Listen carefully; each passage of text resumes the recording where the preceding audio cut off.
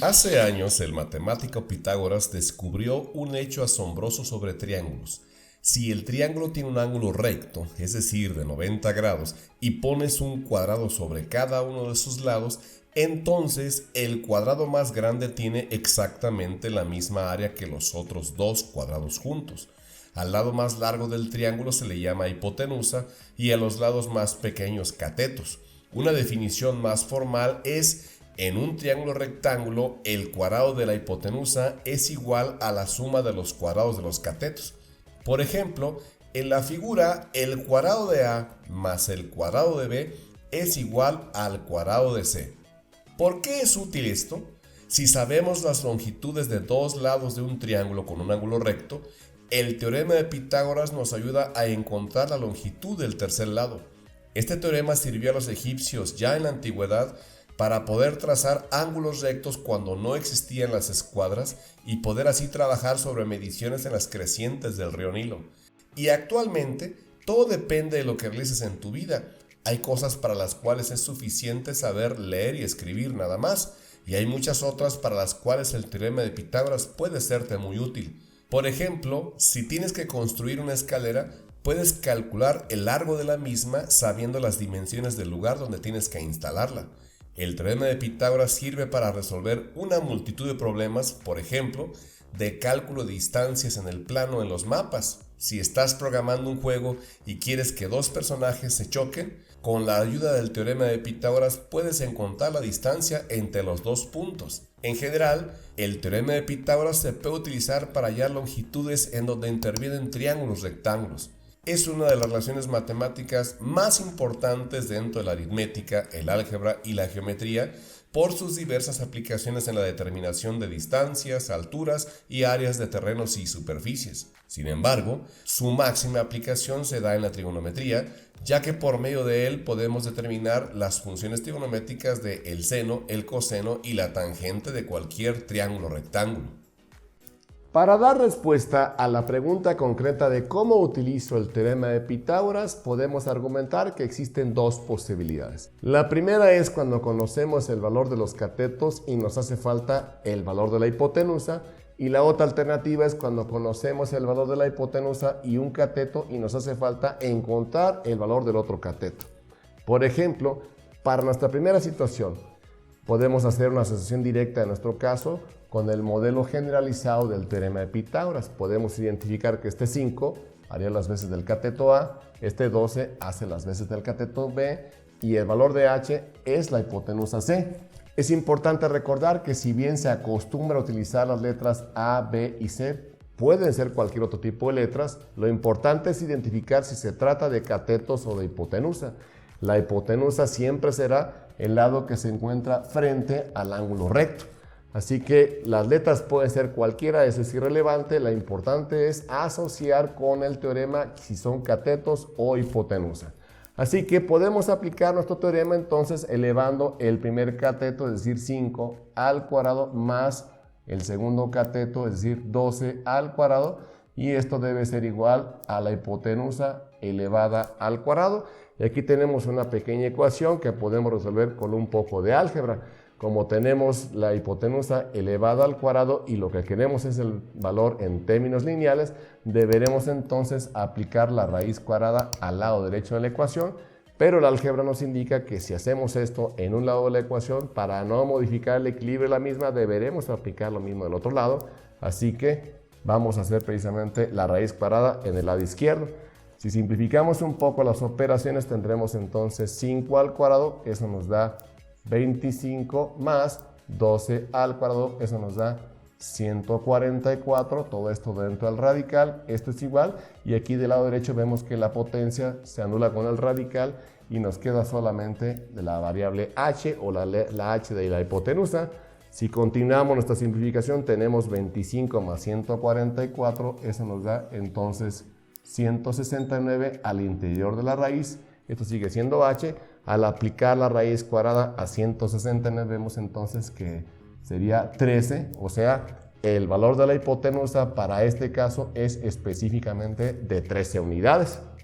Si ahora analizamos la segunda alternativa, es decir, cuando conocemos el valor de la hipotenusa, que para nuestro caso es ahora 15, y el valor de un cateto que es 9, y nos hace falta precisamente el valor de otro cateto, en este caso B, podemos hacer un planteamiento de nuestro teorema de Pitágoras de la siguiente manera.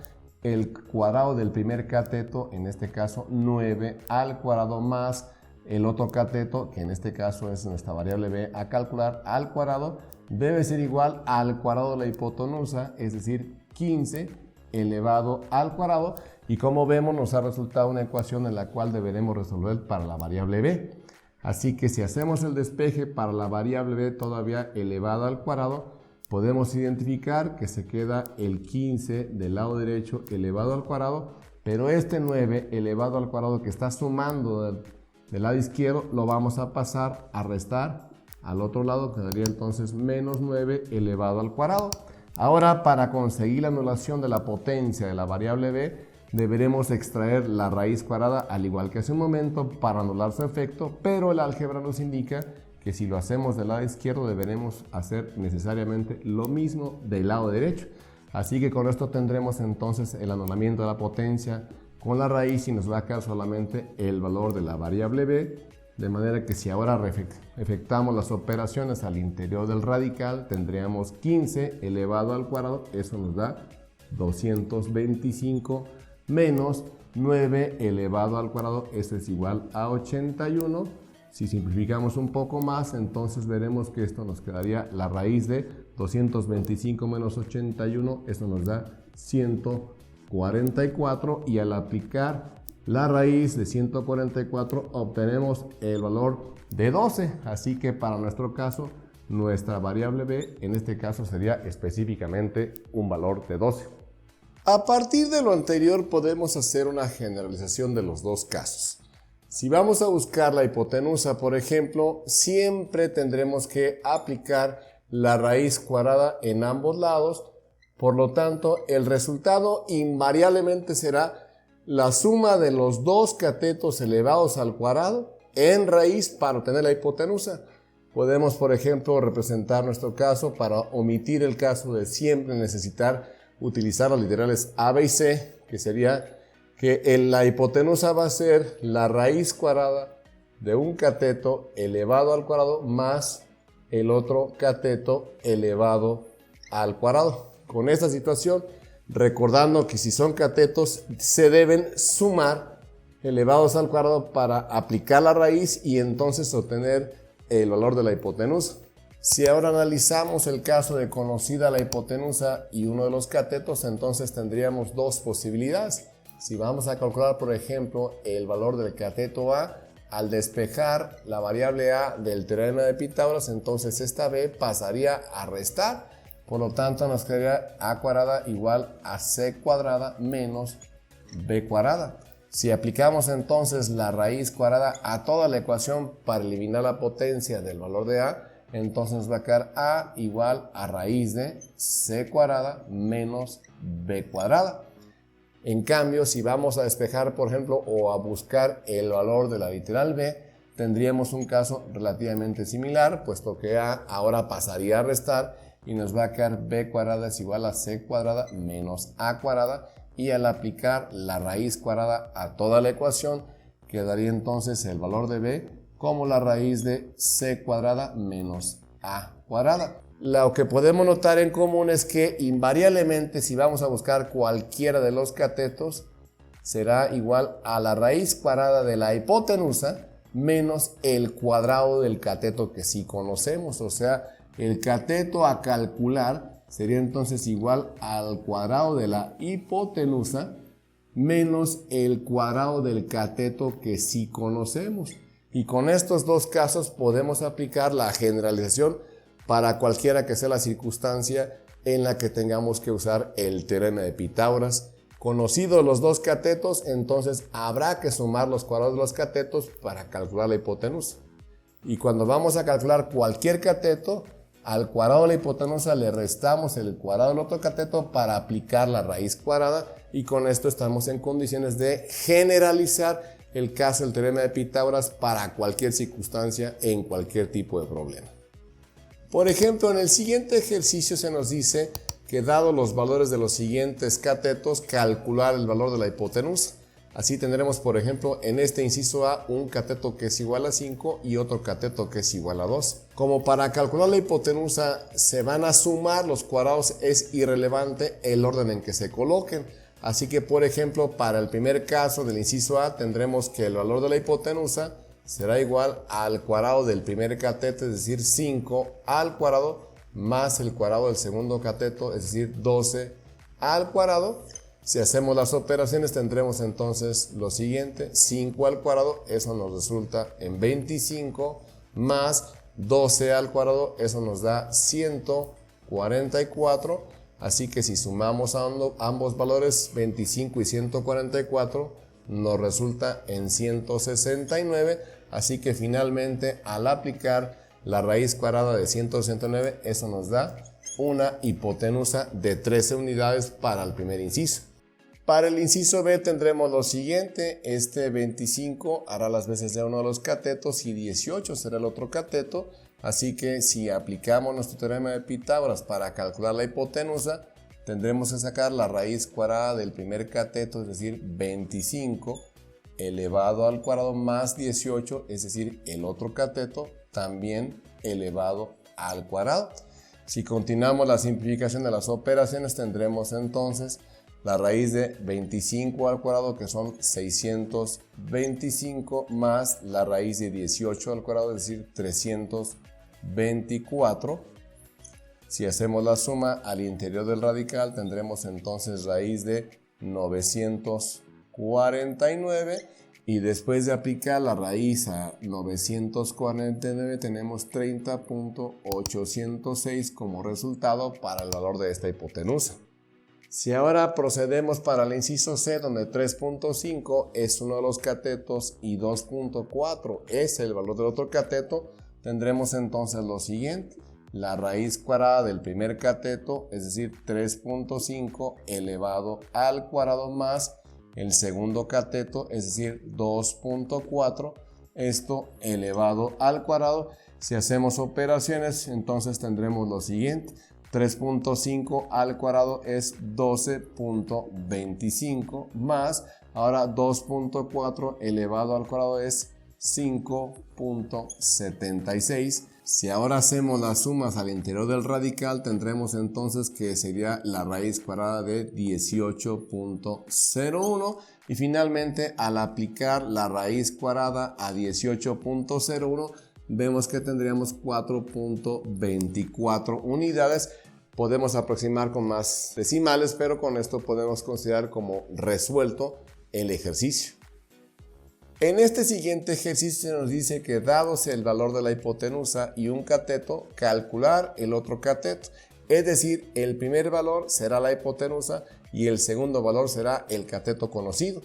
Para los efectos de calcular el cateto es irrelevante si es A, B o cualquier otra literal que se desee utilizar. Es importante recordarlo porque lo que vamos a hacer es simplemente elevar el cuadrado de la hipotenusa y restar el cuadrado del otro cateto. Así que por simple comodidad le vamos a asignar el nombre de X a ese cateto que estamos buscando. Así que, por ejemplo, para nuestro primer caso tendríamos que el valor X será igual a la raíz cuadrada de la hipotenusa, es decir, 17 elevado al cuadrado menos el cuadrado del otro cateto, que es 15 elevado al cuadrado. Este es un error muy común. Recordar, cuando se trata de calcular un cateto, al cuadrado de la hipotenusa se le resta el cuadrado del otro cateto. Cuando se va a buscar la hipotenusa, los catetos se suman. Es una diferencia clara y sencilla de recordar. Siempre que vamos a buscar un cateto, hay que restarle al cuadrado de la hipotenusa el cuadrado del otro cateto. Así que si simplificamos las operaciones, aquí tendríamos 17 al cuadrado, eso nos da 289, menos 15 al cuadrado, eso nos da 225. Si hacemos ahora la simplificación del radical 289 menos 225, esto nos va a quedar como raíz de 64, y al aplicar la raíz cuadrada 64 vemos que entonces el valor de x será 8, es decir, 8 es el valor del otro cateto para con esta terna pitagórica, o estos tres valores que nos conformarían un triángulo rectángulo. Para el caso del inciso B, 41 entonces será el valor de la hipotenusa y 40 será el valor del cateto conocido. Así que continuando con nuestra denominación de x al cateto que estamos buscando, tendríamos entonces que x será igual al cuadrado de la hipotenusa, es decir, 41 al cuadrado menos el cuadrado del cateto conocido, es decir, 40 al cuadrado, todo esto en raíz. Si hacemos la simplificación, tendríamos entonces que 41 al cuadrado, eso nos da 1681 menos 40 al cuadrado, lo cual nos resulta en 1600. Al aplicar la diferencia al interior del radical, tendremos que 1681 menos 1600 nos queda raíz de 81, y entonces al aplicar la raíz cuadrada 81 vemos que el valor de x sería 9, es decir, 9 es el cateto faltante para esta terna pitagórica o estos tres elementos que nos forman un triángulo rectángulo. Para el inciso C tendremos entonces que 0.29 será la hipotenusa y 0.20 será el cateto conocido. Así que si continuamos denominando a x como el valor del cateto a calcular, tendríamos entonces lo siguiente: x será igual a la raíz cuadrada del cuadrado de la hipotenusa, es decir, 0.29 elevado al cuadrado menos el valor del otro cateto, es decir, 0.20 elevado también al cuadrado al interior del radical. Si ahora realizamos la simplificación de las operaciones dentro del radical, tendremos entonces que x continúa siendo igual a la raíz de este valor elevado al cuadrado, es 0.0841 menos 0.2 al cuadrado, lo cual es 0.04. Dentro del radical continuamos la simplificación, x será igual al hacer la diferencia de este valor menos este valor, obtenemos 0.0441, y finalmente al aplicar la raíz cuadrada a esta cantidad encontramos que el valor de x será entonces 0.21, y este será entonces el valor del cateto faltante para este triángulo rectángulo o esa terna pitagórica. Te invito a que en nuestro siguiente video analicemos el papel protagónico que tiene el teorema de Pitágoras para calcular las relaciones que conoceremos como las funciones trigonométricas posteriormente en otro video dentro de nuestro curso de trigonometría plana. Por lo pronto, con tus pulgares arriba te agradezco que veas nuestros videos, más aún si nos regalas un like y sobre todo si activas la campanita para que estés siempre atento a todas nuestras aportaciones.